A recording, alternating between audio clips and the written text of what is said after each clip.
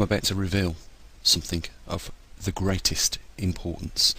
Most of you know on this channel my main concern and port of research has been with the magnetic North Pole.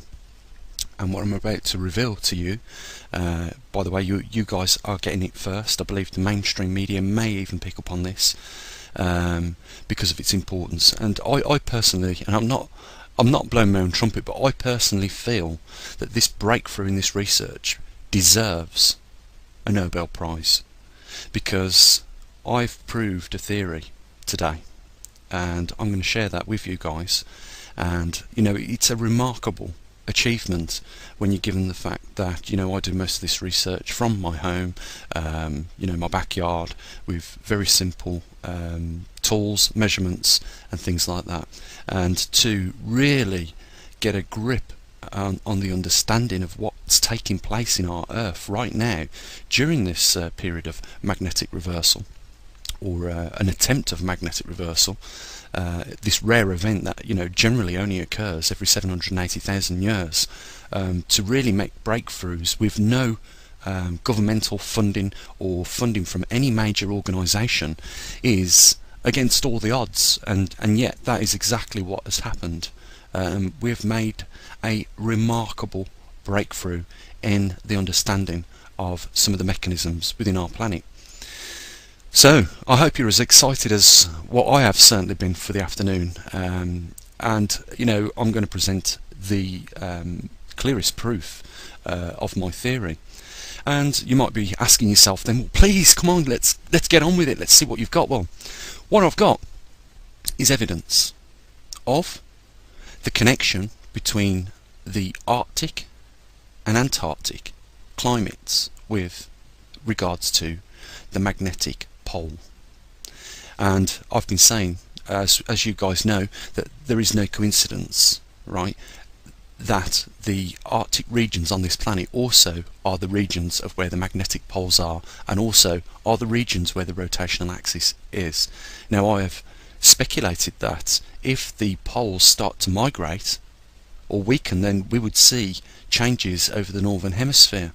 And that is exactly what has taken place. Now, what you might notice is I've spread the map of the Earth over the entire view of the page that you're looking at right now, and that is for a reason, because I'm going to show you the magnetic data that Swarm released late last year, was it, or mid last year, 2014, and that is so that you can see the relationship between the Arctic regions in relation to the climate, the sub-zero temperatures, and the magnetic poles, where they are right now over the northern hemisphere. Right, so let's get into it so we can talk a little bit more about this discovery then that I've made. So over here on the left hand side we can see the data that was released by Swarm, and if you remember, I said that there was 4 magnetic poles on the Earth, and I'm absolutely correct in saying that, because that is exactly what we've got. But over the northern hemisphere we've got 2 north poles which are connected to each other at the moment. So you could say it's one pole, but you can clearly see there is a division taking place. It so happens to be that when I make measurements of where the magnetic North Pole is, the compass points directly in between the two. Now, you might recall the experiments in which I placed 2 magnets together with the south poles facing down and the north poles facing up, and I brought the compass in between the two, and it didn't point at one of these north poles here and here, it pointed directly in between the 2 poles. And that is exactly what we're seeing on this graph here. We're seeing the magnetic North Pole indicate around this region here on the Earth right now over the northern hemisphere, and you can see the weakening in between these 2 field lines. So where the densest areas are is an individual pole, even though they are both north poles. Now, the same is for the south pole. We've got 2 south poles that haven't quite yet split. Now, you might know as well as I do, when you get 2 poles, or you snap a magnet in half, you can't join them back together, because likes repel and opposites attract. So as soon as they do manage to snap these 2 north poles, they will force each other away. Now, what I want to bring to your attention is the discovery that I made with relationship to the Arctic temperatures, and you'll see now why I spread the map over a global view, because that is exactly what we're looking at on the Swarm data image, we're looking at the whole of the Earth spread out over the viewing area, and we're looking at the same on the right hand side with regards to global temperatures. Now, can you see the UK here? If I just bring it over so you can see the UK in the centre, right over the cursor here, right, and over there you can see these two bloomed areas of sub-zero temperature. If I move the cursor over there, you'll see it's 2.5, -5, minus, let's go over this side, so -7 over this side, and somewhere over the UK you'll note that it's 11 degrees. Now, if we go back over to the left-hand chart, the swarm data, we can see that if we follow the bloom, right, in that shape, right, we can also see on the right-hand side on global temperatures that the bloom is there, only it's been shown up as temperature. And we can see where the bloom is weakest in the centre over the UK, right, we can see that the temperatures are considerably warmer. So, my theory is proven that over the northern hemisphere, where the magnetic pole is where it attracts the colder climates, and that's why they're there in the first place, guys. But this proves that theory, and this is very important.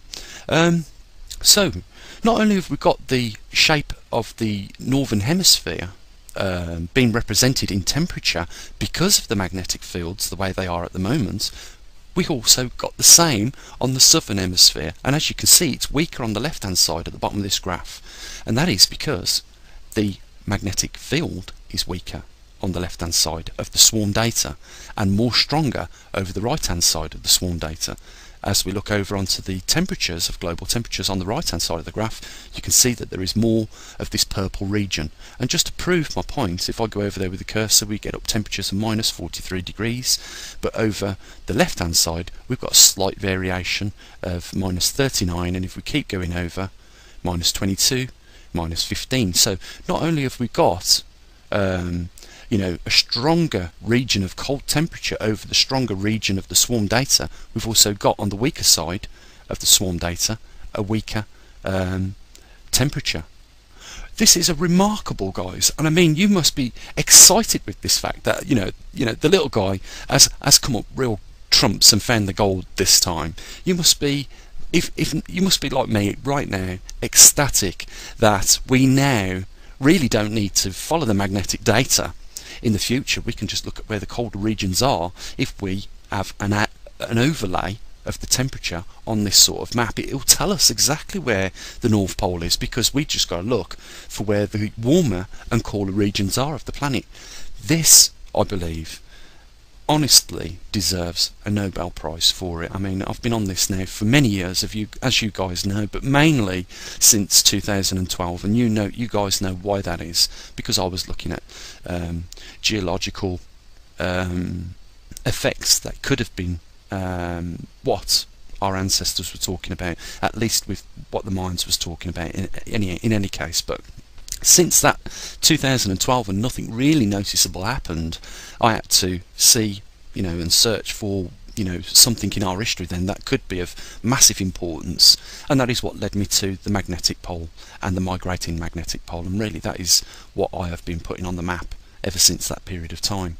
But guys, you must be as ecstatic as I am right now, you know, with revealing what I've revealed to you, and I've got a feeling that everyone is going to be talking about this from now on, with regards to the importance of the discovery and proving the fact. You cannot deny it. It is by no coincidence those cold regions are where they are right now on the Earth, over the magnetic field, strong field lines. They're not there for no reason, guys. You know, these two maps can't be wrong. They're showing the same data, only one is showing where the stronger field lines of the magnetic field are, and one is showing where the colder climates are. And that is why now the magnetic pole is where it is, and that is why the Arctic regions are where they are, because wherever the magnetic pole goes, it takes along with it those sub-zero climates.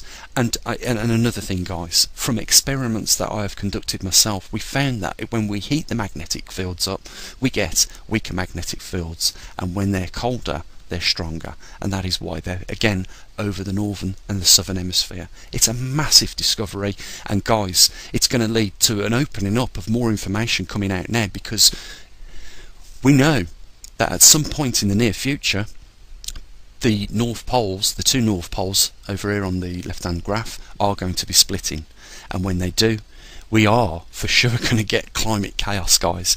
We are going to get climate chaos, because wherever those poles end up is where the new Arctic regions are going to end up. Now, does it make perfect sense to you that, you know, Gazprom are drilling in the North Sea for crude oil? You know, what that tells us is that at some point, under the North Sea, or where that oil's formed, there must have been tropical forests at some point. Because we know that over a prolonged period of time, coal eventually turns to crude oil. So, in order to get coal is just proof that we've got prehistoric trees. What I'm saying is they would have never grown in those Arctic regions had the magnetic poles shifted where the sub-zero temperatures were going to be from that point. Now, you've heard the stories of the woolly mammoth and where it flash froze. You know, we're in really, as far as from a scientific point of view, we are in, you know, real exciting times. We're seeing such a rare event take place, and we're learning more and more about our Earth. Even myself, you know, I mean, I can't believe, you know, NOAA, NASA, the European Space Agency have not made any connections of this sort. But I dare say there will be some people from that, you know, those organisations steal this work, as we know they always do. You know, they come onto this channel because they're intrigued with the level of research that I've been doing up until this point. And I've got to say this, it is solely funded by you guys, and I've got I mean, you know, it's sometimes £5, it's £10, it doesn't really, you know, it's a heartache, because, you know, I'm showing you guys stuff that these organisations aren't showing you. I'm revealing and revealing a lot more than what these organisations aren't revealing themselves, and yet they've got millions and billions of pounds at their disposal. And here I am, you know, achieving absolutely remarkable, you know, information. I'm proving the theories right.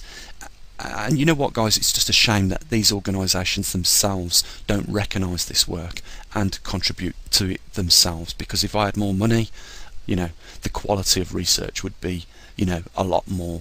It's a real letdown that, you know, this one man and his band has had to play, you know, to you guys, because it would be an orchestra. It would be an orchestra I would be playing if I had the funding and the backing. Guys, I'm hoping that you're just as ecstatic as what I am with this revelation and this discovery. I really am. And you know, if you want to buy me a beer, you know, the link is going to be down there, and I'm hoping that, you know, you might say, you know what, Gene, you really have earned it this time, and you know, we're going to back you up. And I'm just hoping that the mainstream media does pick up on this remarkable discovery, because it is huge, guys. It is absolutely huge. This opens up a whole can of worms, and you know what, guys, we don't have to rely anymore on the ESA for information, because with the climate data we can track the North Pole now accurately, because, as I said earlier, the North Pole is in between these two regions right now, and we can see that there is a warmer patch in between the two sub-zero temperatured regions, and that is where our little baby is. That is where our magnetic North Pole is right now. So guys, like I say, if you feel that I deserve a beer, the link's down there, guys. You know, make a donation. It's absolutely well worth it for what I've showed you today, guys, and let's hope that they do give us some credit for it, because it's deserved. I've spent a lot of my personal time on this. Some of you guys have, you know, chipped in what you could along the way, and together, you know, us little fellas have managed to achieve something really, really great today. And you know, I'm just looking forward to you know, processing more of this information and revealing more along this topic. So I'm going to say what I usually do, guys. You know, be safe, and as always, bye for now. Hi, I'm about to reveal something of the greatest importance. Most of you know on this channel, my main concern and port of research has been with the magnetic North Pole.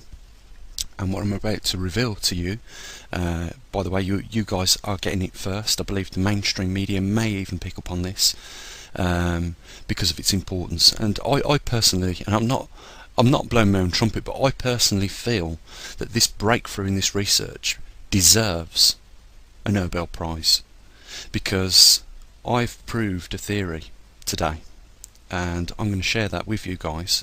And you know, it's a remarkable achievement when you're given the fact that, you know, I do most of this research from my home, you know, my backyard, with very simple tools, measurements and things like that, and to really get a grip on the understanding of what's taking place in our Earth right now during this period of magnetic reversal, or an attempt of magnetic reversal, this rare event that, you know, generally only occurs every 780,000 years, to really make breakthroughs with no governmental funding or funding from any major organisation is against all the odds, and yet that is exactly what has happened.